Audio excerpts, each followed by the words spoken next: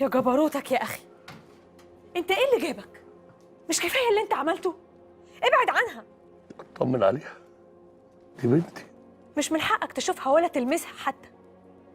كل ده بسبب طمعك وجشعك، عمال تأذي في الناس وطايح في الكل ومش همك حد، وفي الآخر أذيت أقرب الناس ليك.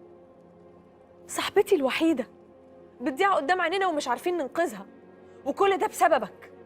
انت لا يمكن تكون أب. اطلع بره، ولا أقولك أنا هنده الحرس عشان يطلعوك بره. حياة عمر أخوك، سيبيني أطمن على بنتي وأعملوا بعد كده اللي أنتوا عايزينه. أحلام حبيبتي، سامحيني سامحيني عشان عمري ما كنت الأب اللي كان المفروض إني أكونه. أنا عمري ما كنت أقصد إن أنا أذيكي. ده أنتي روحي، روحي يا أحلام.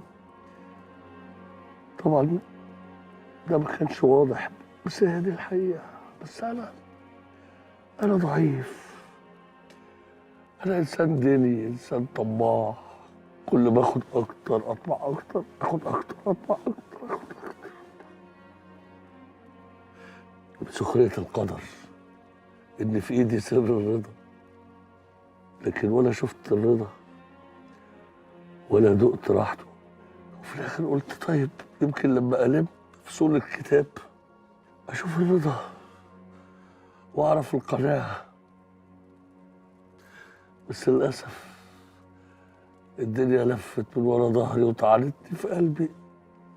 أنا آسف يا حبيبتي، أنا آسف لو بس أقدر أعمل أي حاجة. واتش إت.